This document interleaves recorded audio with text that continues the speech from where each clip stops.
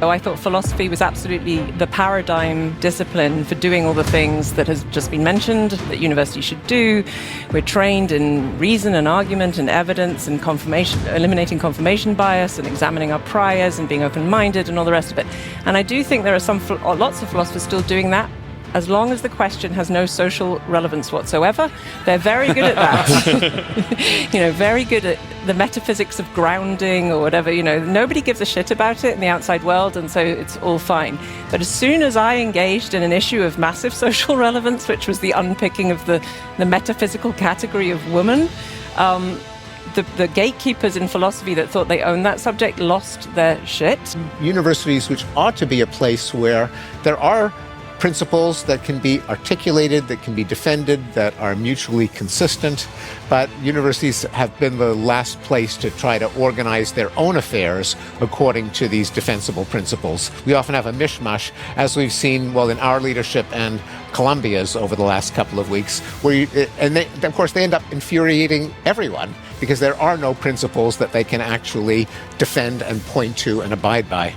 People aren't actually stupid. And when they look at the expert class and they find out that someone who said something that every living human being believed up until 15 minutes ago says that, and they get canceled from Harvard, when Scientific American comes back and says, actually, biological sex is on a spectrum, they're not going to believe you because you don't tolerate dissent. You're supposed to be battling power differentials, and therefore anything that people who can be said to be on the bottom say or claim is correct.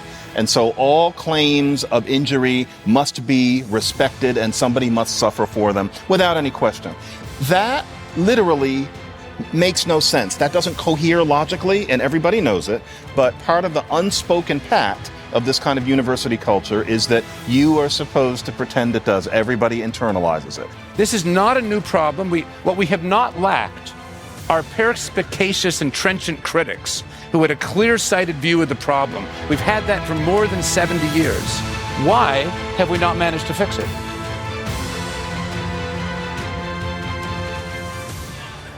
Good afternoon, everyone. Bridget is not an easy act to follow, but we're going to do our best today on a question that might normally seem like a rhetorical one.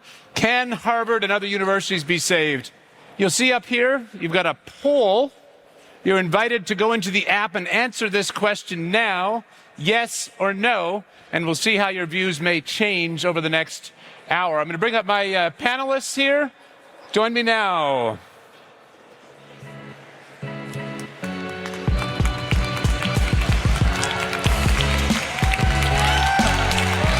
Pretty sexy up here, isn't it? Kathleen.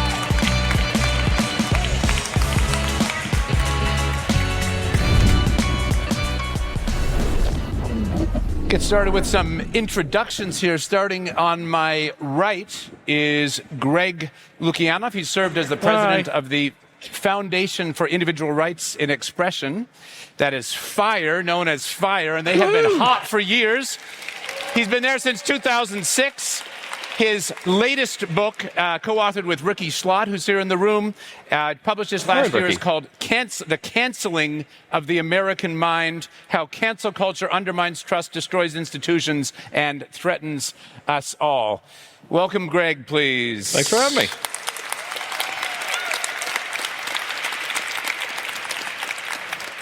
Kathleen Stock, whom you had the pleasure of seeing earlier today, is a philosopher and writer. In particular, she's a contributing writer to Unherd.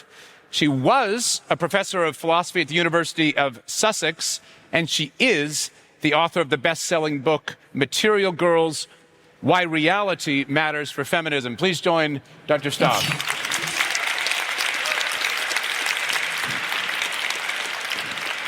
Moving to my left, John McWhorter is an associate professor of linguistics at Columbia University. Among his prolific work in both print and podcast is a weekly newsletter for the New York Times. He's the author of more than 20 books, including most recently, Woke Racism, How a New Religion Has Betrayed Black America. Please join me in welcoming Dr. McWhorter.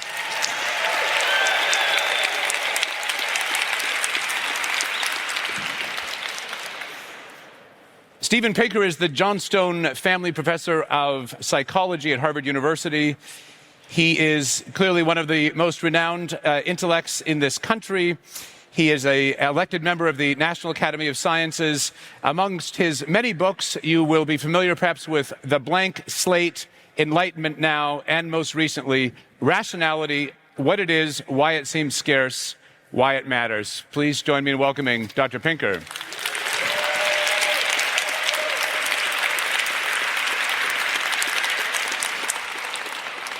We've got a big topic here today. The panel, as you know, fixing Harvard. Can our universities be saved? We're not going to take that as a rhetorical question, but as a serious one. You can't really think about what it means to fix something until you first know what it would look like if it were in great health and functioning as it ought to. So we're going to start today by asking each of our panelists, what should a university be? What is its role ideally? Starting over with Greg, what is a university at its best? What does it look like? Why do we need them? Or do we? Well, for one, it needs to be wildly less expensive. It needs to be wildly less bureaucratized. It needs to have actual people who disagree with each other. I think more classes should be co-taught between people who actually disagree with each other. I think it should actually be a place in which thought experimentation, devil's advocacy, all these things that make ideas better aren't treated like they're blasphemy and heresy and things that will actually get you canceled as opposed to promoted. All right.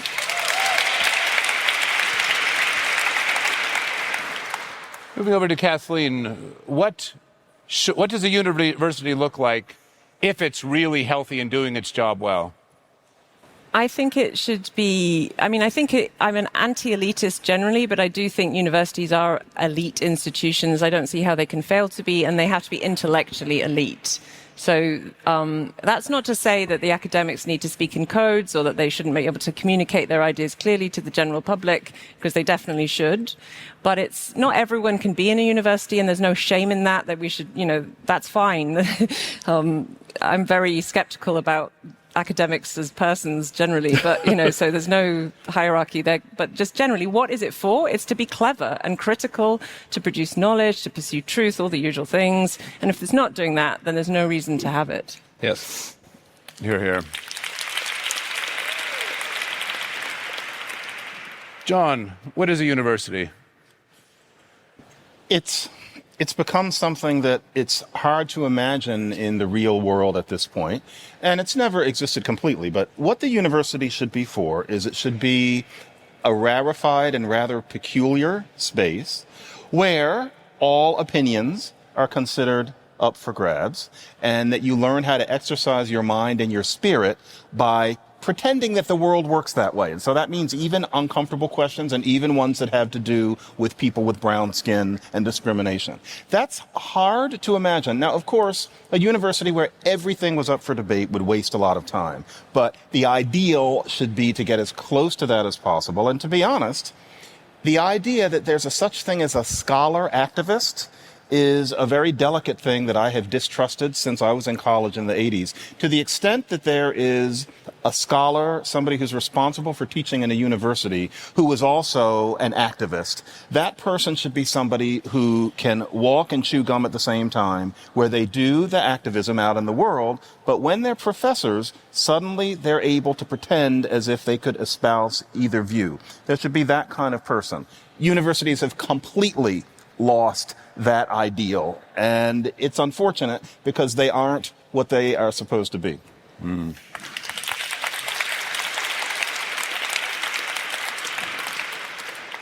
Over to you, Stephen. Yeah, universities should be an institution that makes us collectively more rational than any of us is individually. And this addresses the paradox that clearly, which I'll return to this evening, that clearly our species is capable of astonishing feats of rationality. But my own field, cognitive psychology, reminds us that every human is susceptible to fallacies and biases. We seek out information that confirms our belief, and we're not so good at looking for information that might disconfirm it. We tend to think magically instead of causally, and we confuse causation and correlation.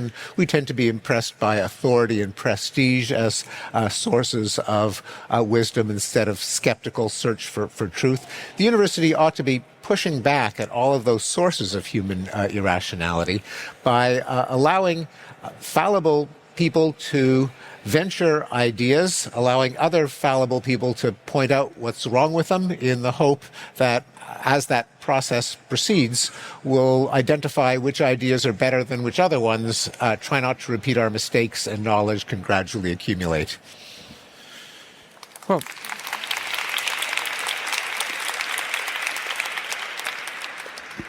one of the lovely things about this panel is we have a full hour, and so though we're at times keep our answers snappy, at other times we're going to try and go deeper and really try and go into this question as fully and profoundly as we can. And so we may circle around some of these things in the hope that we get further and deeper.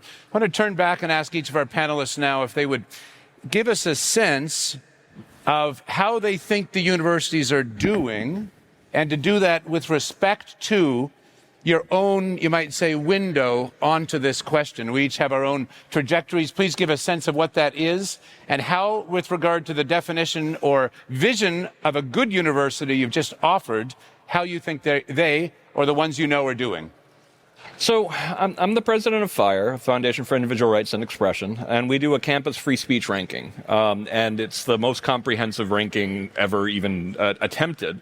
And it's the largest survey of student opinion on freedom of speech, including attitudes about the appropriateness of violence, which is unsurprisingly, shockingly high, professor cancellations, student cancellations, speech codes, and deplatforming. Harvard, by the way, got our first ever negative score. They got a 10.69, putting them 248th out of 248th this past year. Michigan Technological University actually finished first. Auburn finished second. University of Virginia in the top 10. So one of the things that we were presented with as a question was, can the academy be saved? Actually, they put it as Harvard. And of course, the question for Harvard to me is, should Harvard be saved?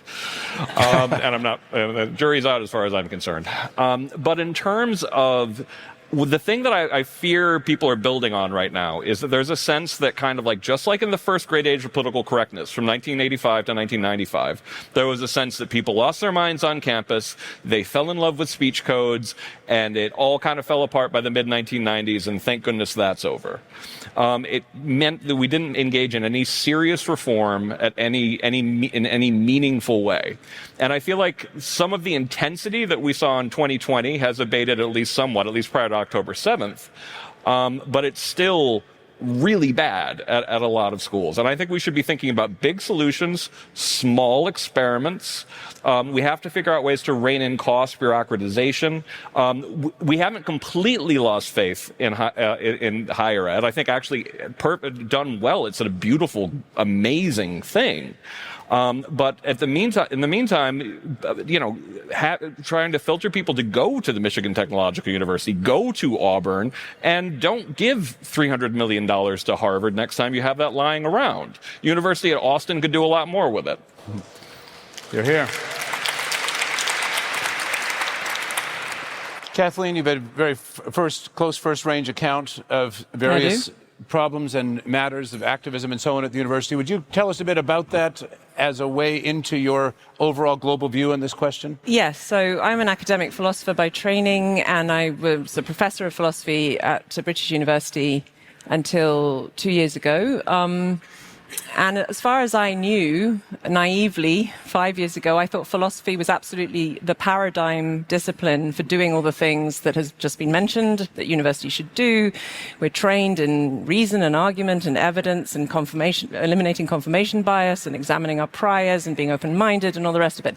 And I do think there are lots of philosophers still doing that. As long as the question has no social relevance whatsoever, they're very good at that. Very good at the metaphysics of grounding or whatever. Nobody gives a shit about it in the outside world, and so it's all fine.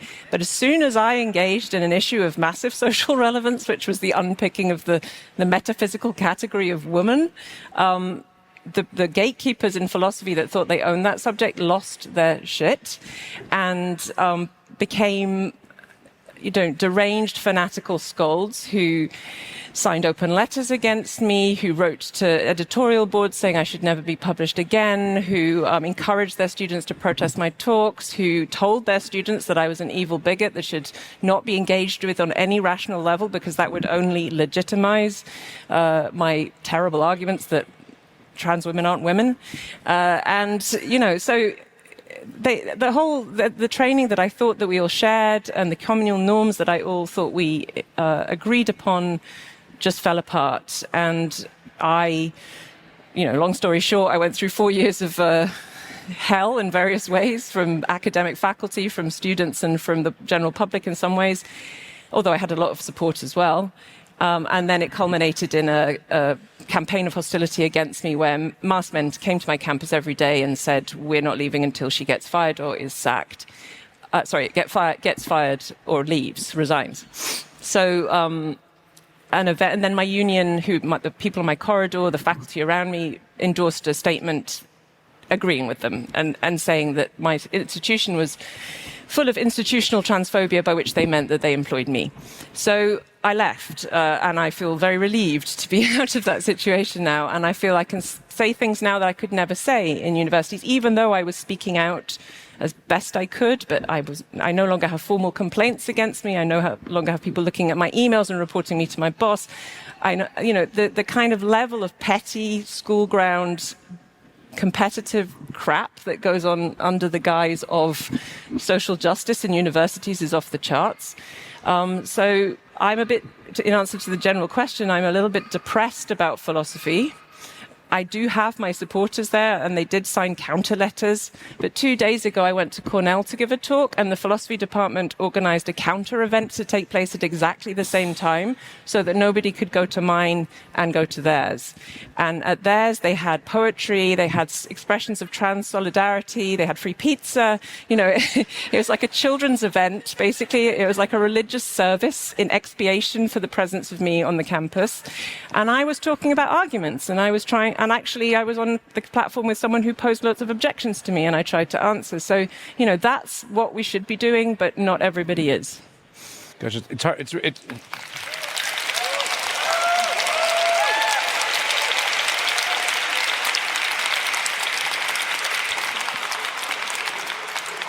I try not to catastrophize. It's easy to paint with too broad of a brush.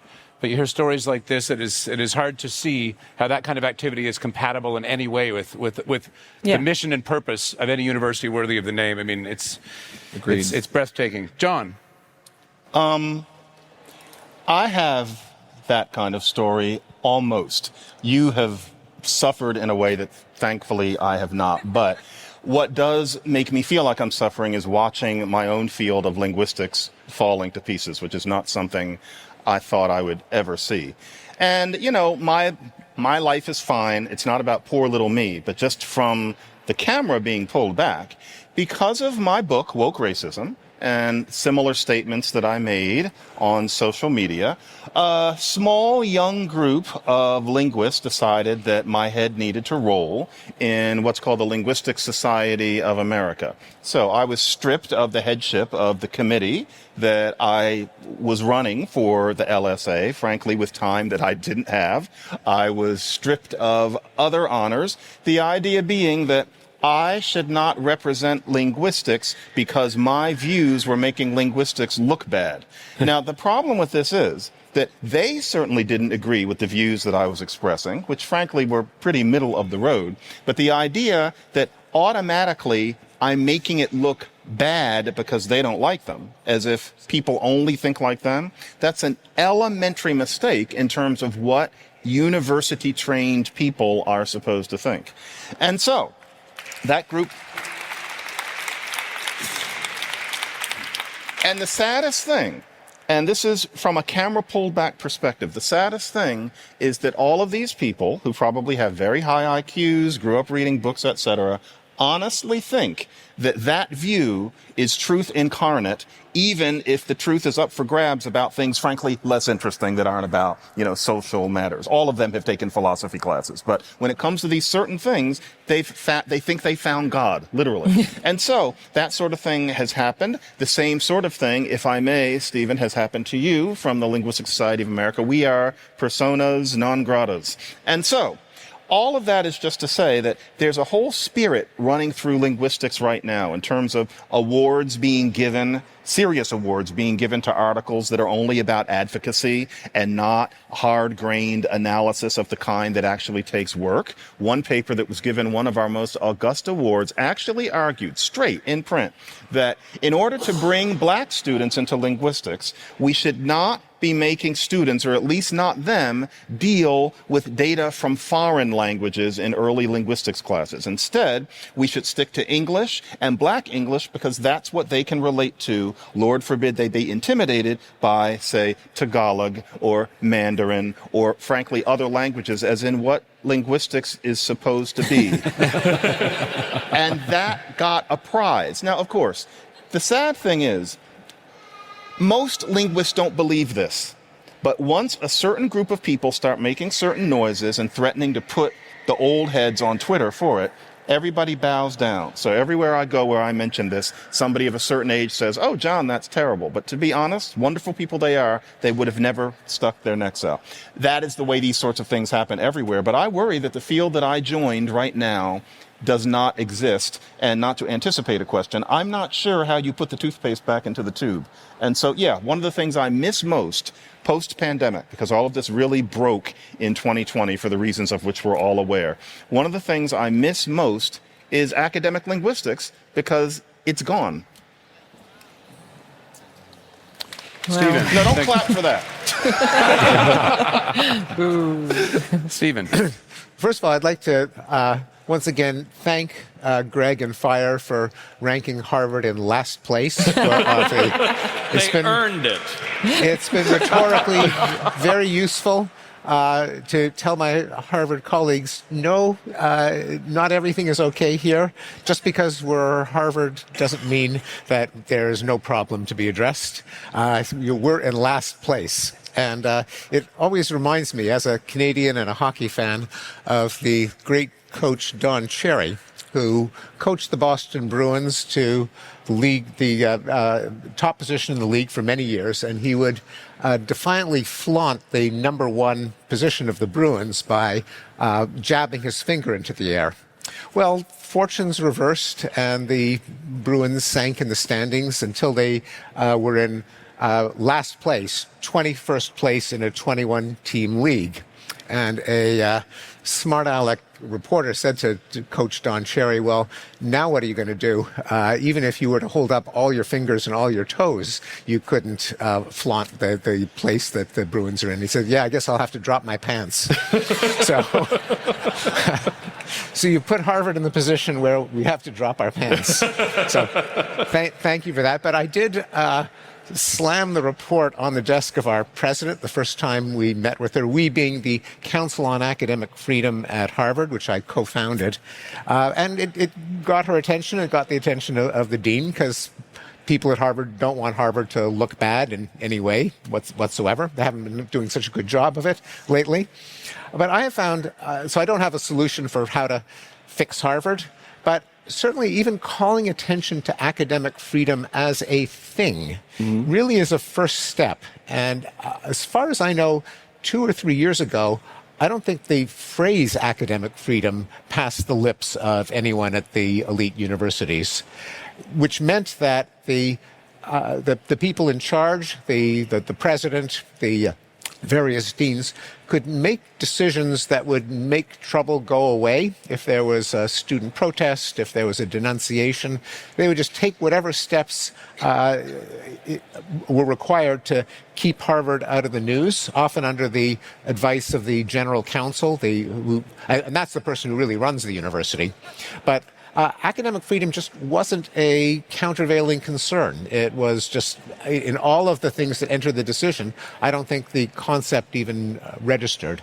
Now I think it does. You have people debating on what academic freedom does and does not include. My colleague Cass Sunstein has a book coming out in September, an excellent book, trying to, based on in part on First Amendment jurisprudence, which does not literally apply to a private university like Harvard, but many of those universities have committed themselves to standards similar to the First Amendment. Harvard did in 1990 in an obscure document that we managed to unearth.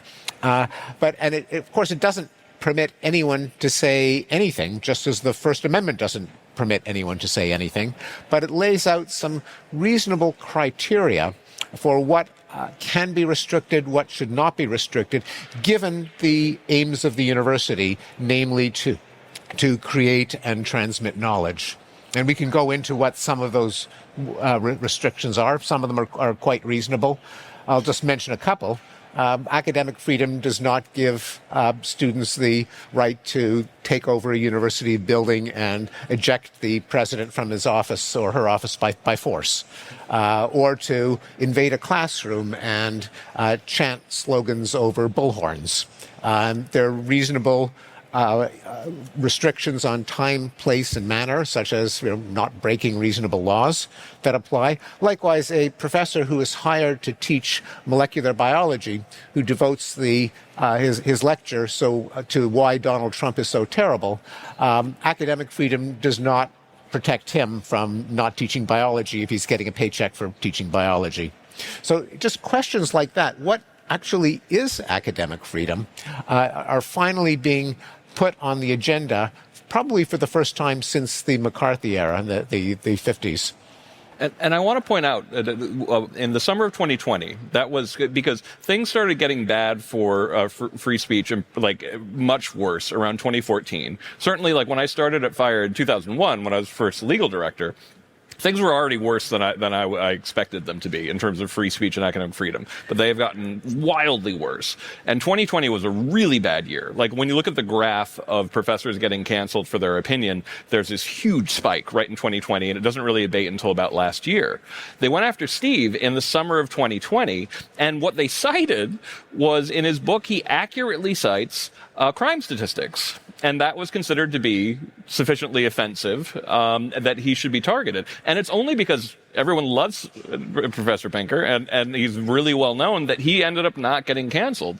And this was something since the Harper's letter came up, that was this maddening sort of having it both ways thing. The Harper's letter, people were complaining about, these are all famous people. It's not why didn't you get a letter together of prominent little people? I wasn't really sure what the logic would actually be there, but little people, people who don't have as many fans out there to stick up for him as Steve does, Steve, he had real protection from fans off campus. It is these lesser known professors who are routinely losing their job, who you don't know well enough, you don't know their names, who are really getting screwed over. Yeah, no, in fact, and that is my reaction to, as with John, there was a kind of piss-poor cancellation attempt. They tried to. The threats were that I would no longer be a distinguished fellow of the society, and that my name should not be on the list of linguists that the media could look up whenever there was a question where they needed some linguistic expertise. So the LSA, they did not strip me of that honor, but they felt a little bit bad just removing my name, so they took down the entire list.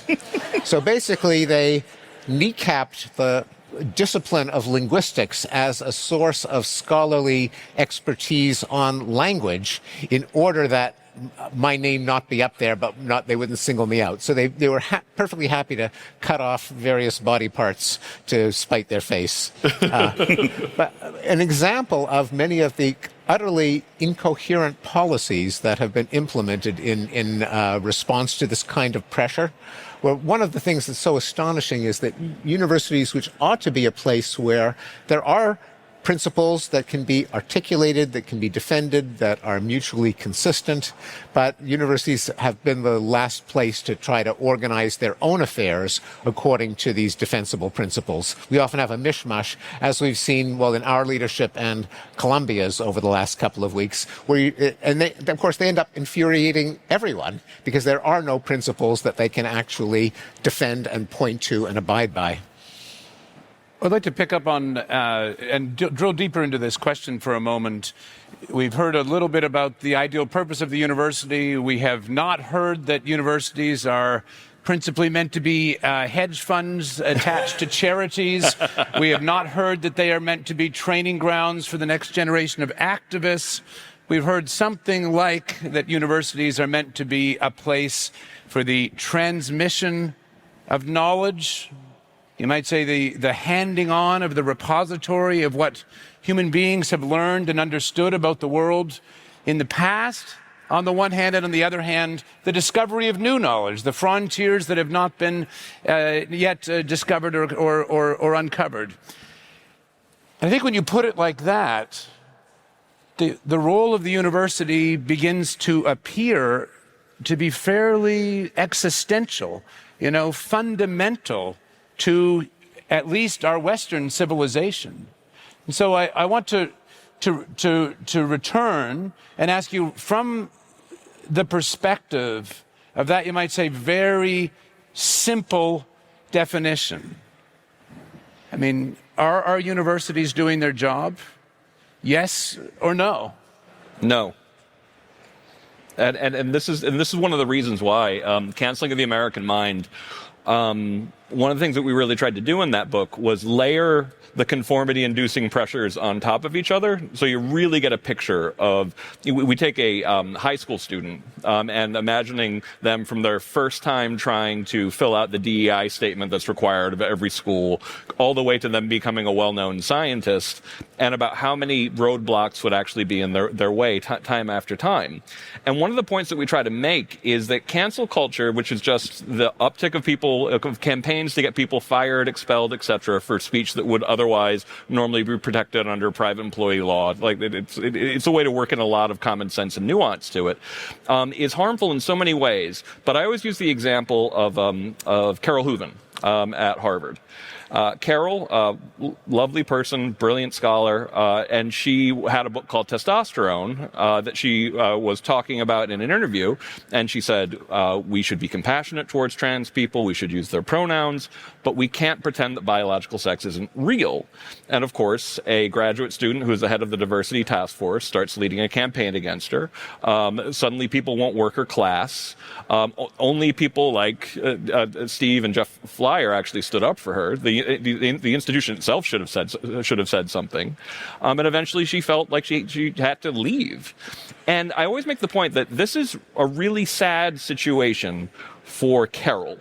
It's also a sad situation for Harvard. But what you people in the expert class are missing is it's devastating to trust in expertise. Because when they look at you, people aren't actually stupid. And when they look at the expert class and they find out that someone who said something that every living human being believed up until 15 minutes ago says that, and they get canceled from Harvard, when Scientific American comes back and says, actually, biological sex is on a spectrum, they're not going to believe you because you don't tolerate dissent. I mean,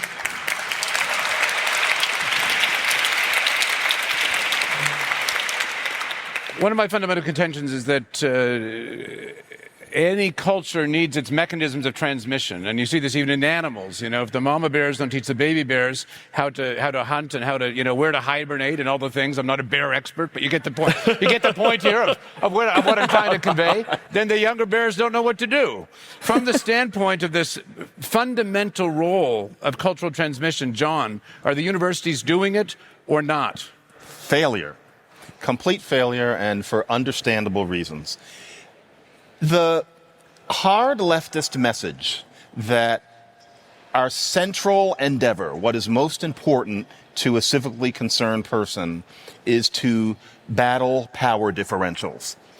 It's powerful. It gets you in your gut. It gets your endorphins flowing, even though it's about injustice. And there's a corollary to that, which is you're supposed to be battling power differentials, and therefore anything that people who can be said to be on the bottom say or claim is correct. And so all claims of injury must be respected and somebody must suffer for them without any question. That literally makes no sense. That doesn't cohere logically, and everybody knows it. But part of the unspoken pact of this kind of university culture is that you are supposed to pretend it does. Everybody internalizes it. It's interesting seeing people come from other countries and they're not used to these codes, wondering why everybody is bowing down to these ways of thinking. But if you grow up steeped in it, and at this point, if you're 21, you've really never known anything different, not necessarily from your teachers, but just from opening up your phone, since you were a relatively thinking person. There is an idea, and very few people who would come through the gates of Harvard or Columbia would recognize it, but they're taught all of these things, including in orientation sessions right now, is that everything else, differential quotients, organic chemistry, French irregular verbs, all that's nice, but the main thing here is battling power differentials and listening to the oppressed regardless of logic. That kills it, frankly. If a critical mass of people in the social sciences and the humanities, one, subscribe to this, which they do, and two, aren't aware of it because they're like fish that don't know they're wet. If it's that much part of the culture, it's over. And the sad thing is, and I'm not being a recreational pessimist just to sound like I have something to say, I really am upset about this. The people who think that way, when I was at UC Berkeley, there was all the noise about tenured radicals, etc. I always thought it was silly because I knew that there were only a few people walking around like that. Literally, Judith Butler happened to work near where my linguistics office was. And I would see her walking around, and I would think, well, her views are, rather eccentric, and there's some people who seem to like them, but that is not taking over the university. That was just people getting books published. But now the problem is that the people who think that way, a lot of them, pardon me, because I'm of that age too, they have graying hair, they're talking about retirement, they're controlling all of the hirings and all the admissions of grad students. I think it's over. And I'm trying to think what will be the substitute for the university. I know that's not what the point of this panel is supposed to be, but I'm thinking we need to change what institution imparts knowledge in that way, because I don't think it's going to happen on those campuses, especially not in another generation. Well, that is indeed one of the questions it's been suggested I should pose, which is, can we fix them, or do we need to start new ones, or both? Many of you may know that I've put my own money on the starting new ones at Ralston College in Savannah, but that's not because I don't think we should attempt to save the ones that we have. I'd like to pick up on this question of transmission of knowledge, and just to give a couple of examples. And there was a study in 2007 that looked at the top 70 universities in the United States, their English departments, and found that only 15 of them required the study of Shakespeare. I mean, if you've got this kind of thing that you're chronicling, John, going on. Because Shakespeare was white, and white people have power, and, yeah. That if you've got this kind of thing going on, it seems to me, and you could say, well, can we live without Shakespeare? You could say, yes, but when you take out differential calculus and all of you might say, the bedrock of all of the disciplines on which human learning, on which our political life, on which our Western civilization is based, what have you have left? The question that I'd like to turn to is, why have we not successfully done something about this? And I'd like to set this up because it's very easy to have a mistaken view that this is a new problem because you see, the high profile, sort of outrageous things in the news this week, last week in this very city, right? So it's easy to think because the profile of certain aspects of the university has risen recently through things like what Dr. Stock was through at her university, and so on, that, well, this is a new problem, and we know what had happened recently. But I want to put it to you that one of the texts on this matter in the United States was a book written by William F. Buckley in the 1950s, God and Man at Yale. There was, of course, the most famous book on this, Closing the American Mind, written by Alan Bloom in 1985. So that's 70 years since William F. Buckley wrote this book about Yale. 40 years nearly since Alan Bloom's famous text on this question. This is not a new problem. What we have not lacked are perspicacious and trenchant critics who had a clear-sighted view of the problem. We've had that for more than 70 years. Why have we not managed to fix it? Oh, I mean, there's something very obvious. Is that not enough of you are donating to FIRE? Because we've been shouting about this for 25 years now. Yeah, I'm just kidding. But at the same time, we've been well aware of it, but it's partially like when you create a system, it's partially because the motives are so mixed. And right now, Harvard, to pick on them because they deserve it, you got $60 billion in your rainy day fund. And you can basically, in a society that is more class stratified, you can basically say, hey, if you get your kid in here, you're pretty much guaranteed not to fall back, God forbid, into the middle classes, let alone the lower classes.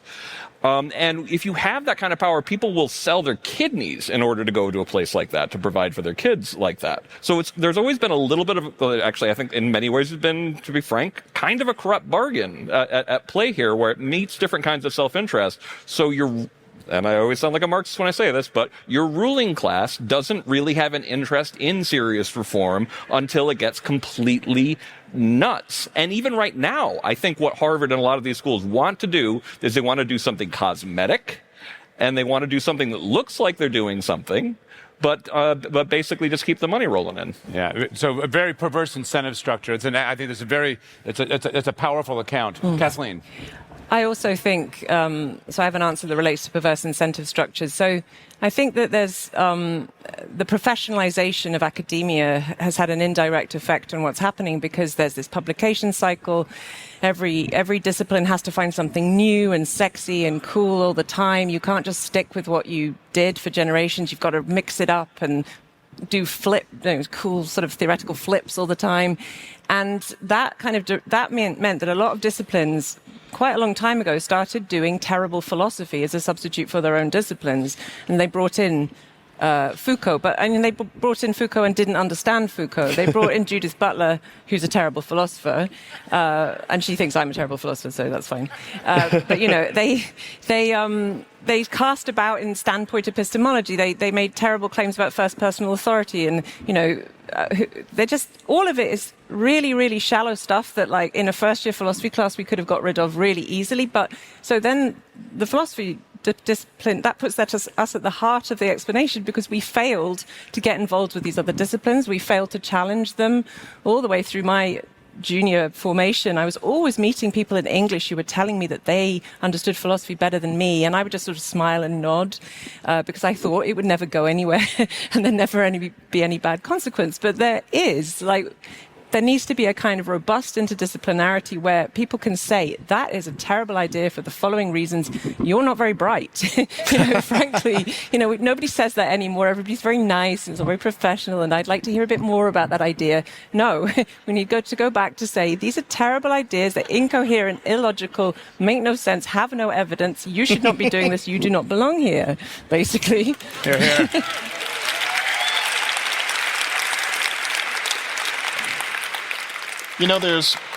There's an additional aspect to that. One of the weirdest things is how ironic social history can be. There has been a battle since about 1970 to demonize racism itself, which is very important. And so, after you've got the concrete Civil Rights Act, Voting Rights Act, that's big work on very easy to talk about things for the most part. Then the issue is, how many people are racist in their hearts? Nobody walked around in the 70s thinking this is an era when we are working on that question, but you can look back, you can see it in the popular culture.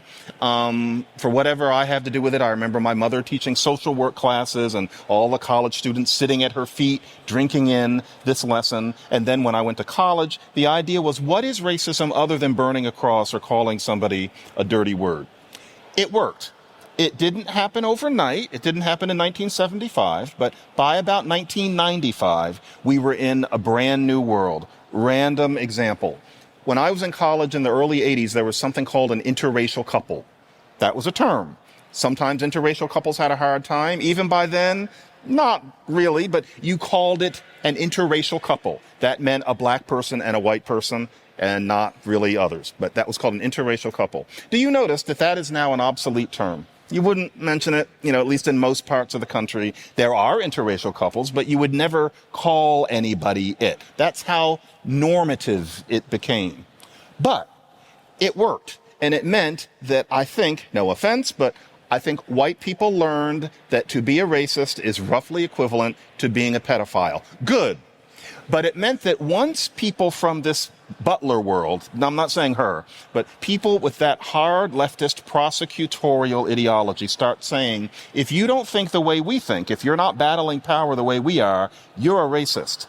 That became so powerful that it made people do things that they ordinarily wouldn't have, including letting academia fall down. All of that is because people learned not to be racist, but it had this unfortunate impact. That's a hard thing to reverse, but I think that had a lot to do with it, too. Steve. Yeah, a few Good audience. few observations. One of them is, and I applaud the effort to mount competition to the legacy universities. The competition is good. But when it comes to the question of should we try to reform Harvard and Columbia and all the rest, or to give up and wait for a new generation of Ralston Colleges or University of Austin to take their place, I think we can't. And the reason is because science. That is, I don't think that an educated person in the 21st century can be ignorant of major scientific concepts. I don't think we can return to a great books curriculum. And even if we add the origin of species to the great books, that's not a scientific education. If a new generation of students is going to have available to them a scientific education, that includes labs, and labs are expensive. They involve magnetic resonance imaging machines and genome sequencers and particle accelerators and telescopes and so on. Those already exist at the legacy universities, so I don't think that we can write them off and hope that the University of Austin will fill the gap. We really do need to reform these irreplaceable resources, also libraries, also rare book collections, and so on. We really do need to reform them. Second observation is that one of the great puzzles, and I think John has alluded to this in his remarks, is why the people running universities and departments and so many professors so easily gave away the keys to insurgents who in many ways promoted values that ran roughshod over everything you thought that a liberal professor would believe. I think part of the reason is that a lot of the deans and chairmen and presidents thought that they were just getting the liberalism that they grew up with, that is opposition to racism and sexism and all the things that those people who aren't professors believe, and they believe that they were intellectually and morally superior to the great unwashed. Then when you had a generation of students and activists saying, well, we're really against racism, they thought this was just a morally more fervent or purer form of what they already believed, not appreciating how radically different the new ideology of whatever you want to call it, critical social justice or wokeism, is how it's really not a purer form of liberalism, but the opposite of liberalism, opposed to fundamental principles like that the locus of moral value is the individual. There is an objective truth. There are ways in which we ought to approach it. In doing so, there are universal human rights. There are institutions that are implemented in order to achieve these goals. All of the assumptions of liberalism were really thrown overboard, and people lost sight of that because of the common denominator of demonizing the racists and the sexists and the deplorables. One other observation is one of the things that makes these problems so hard to solve is that some of a rather boring feature of university life, namely its administrative structure, really militates against solving some of these problems. Yes, absolutely. You've got university presidents who officially report to their boards of trustees or the fellows, or as we call it at Harvard, ominously, the corporation. The corporation often consists mainly of people from finance and big law and the corporate world, with a smattering of former university presidents, often one or two former university presidents who themselves may be committed to this concept of social justice, therefore can command the whole conversation. No one really then knows who is in charge. The presidents themselves are tasked with raising money and minimizing negative news, often under the tight leash of the general counsel. So they'll just do anything that makes a problem go away. There are these layers of administration. The most notorious are known as DEI, but there's also the Title IX and the Title VI and the human subjects and Clery reporting that don't seem to report to the university president, or, as far as we can tell, to anyone. They exist in a kind of autonomous professional stratum or cadre in there. They move laterally from one university to another. When I was at MIT, I always wondered why our policy seemed no more principled or independent or science-based than any other university, and the answer is we hired our HR people and our DEI people from Oberlin and Amherst and Santa Cruz, and that was considered to be a great catch if we got the best DEI person from Santa Cruz. But as with the principle that the military ought to report to civilian authority, like the president, we ought to restore the principle that these various layers of bureaucracy should report to someone willing to take responsibility for their decisions, such as a dean or a provost or a university president. And that really doesn't happen much now. I'll just end with one concrete example. At Harvard, our Council on Academic Freedom tried to figure out what is our policy on the notorious DEI statements. These are the confessions that job applicants have to submit together with their teaching and research statements in order to be considered for a job. And no one actually could. It took a lot of digging to find out what our policy really was. Turns out we did require them, that every applicant had to submit one. Fortunately, some of them just stayed in the central office of the Faculty of Arts and Sciences, but no one could remember anyone actually implementing this policy. No dean announced it, no president justified it. We woke up and there it was. And I think a lot of what happens at a university comes about because there is no actual sentient, cerebrate human being willing to actually take responsibility for and defend these policies. Thank you very much. We've got about 10 minutes left, and I'd like to blow this up as big as I can. There's a reason that the word Harvard is part of this panel. And that is, it's fair game. It's the most famous, the most renowned institution of higher education. Perhaps people who've gone to Yale or Princeton may disagree. But it is, at least, it looms large in our sense of what a great university ought to be. So I want to, to be clear, I'm entirely in favor. We must safeguard and love and cherish our great institutions as best as we can. It would be nihilism not to.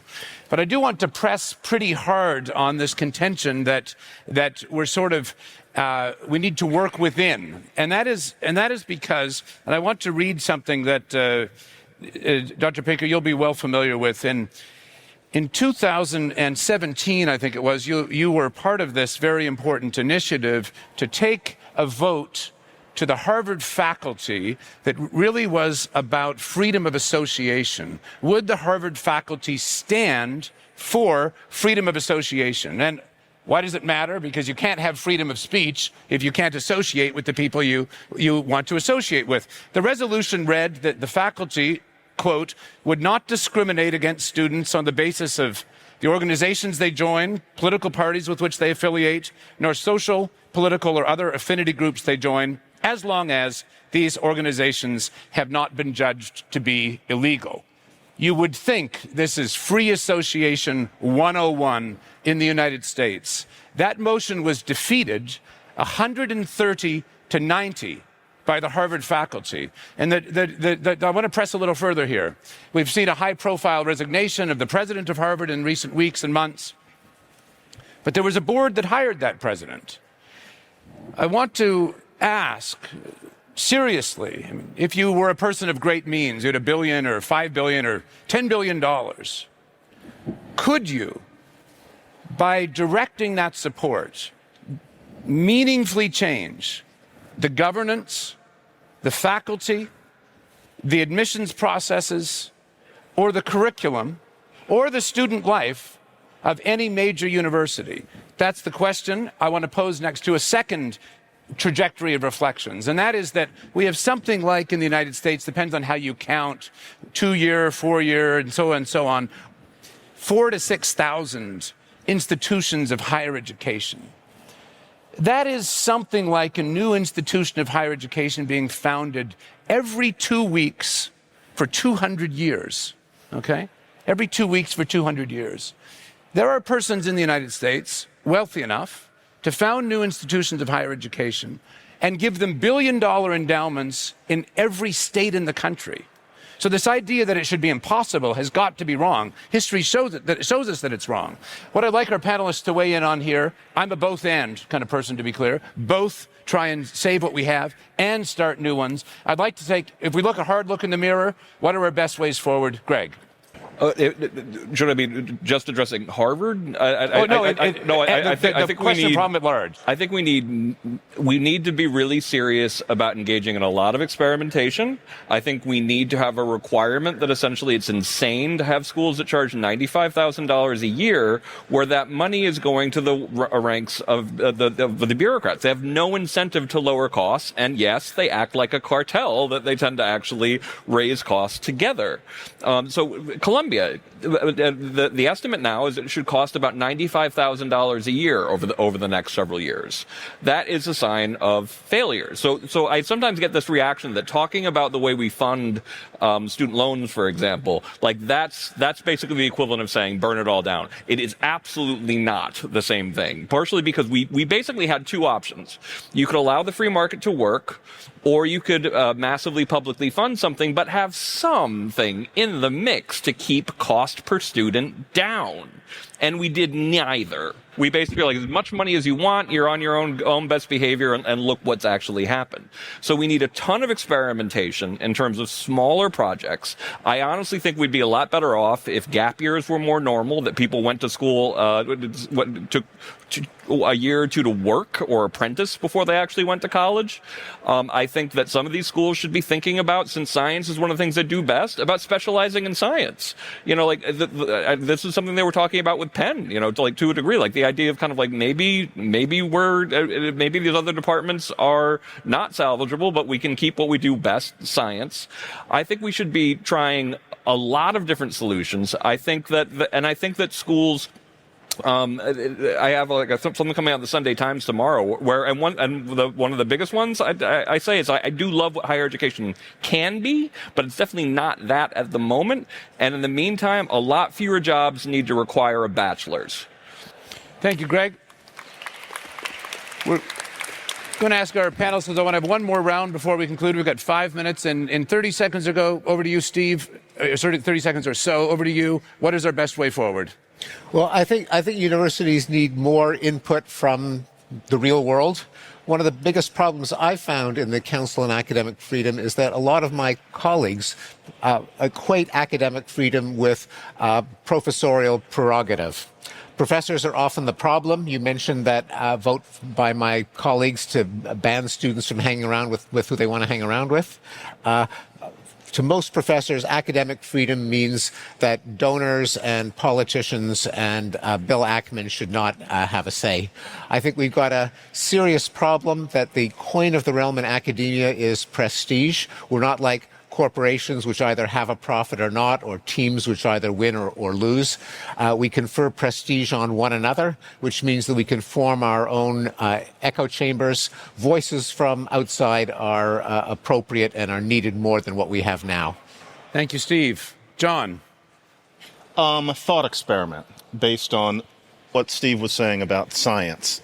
Suppose in 2150, when it'll probably be very, very hot, but we're in 2150, and college has changed.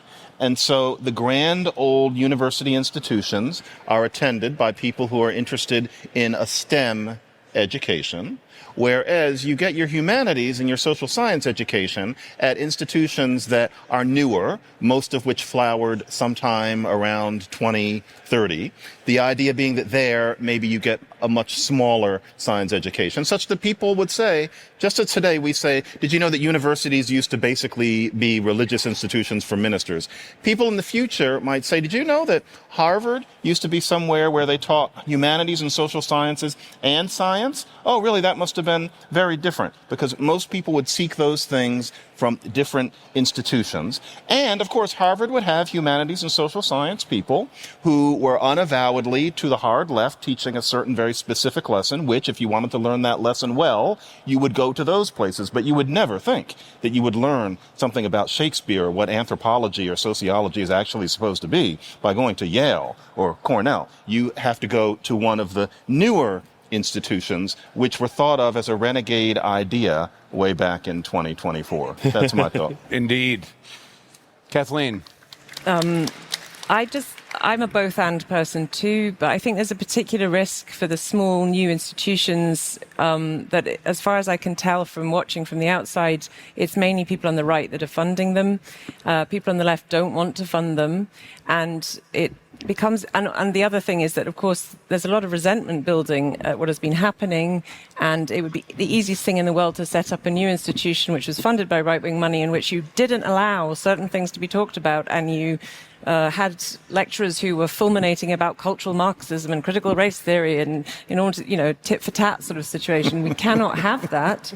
We have to carry on persuading the left, of which I am a member, that there is a serious problem here. We have to get donors so that there's a genuine bipartisan input into these organizations, and the presidents have to be absolutely scrupulous in not allowing a kind of replication of the same problem but from a different direction. And then, because we don't want a situation where students are just like, okay, my ideology is such and such, okay, I'll go there, or I'll go here, and we become increasingly siloed. So there are challenges on the right as well as the left here, I think. Thank you, Kathleen.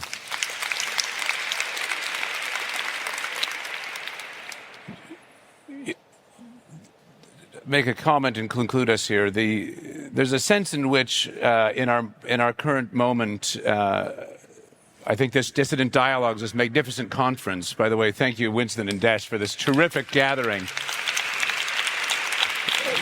Is a sign that there's a widespread hunger for better answers to better questions, and.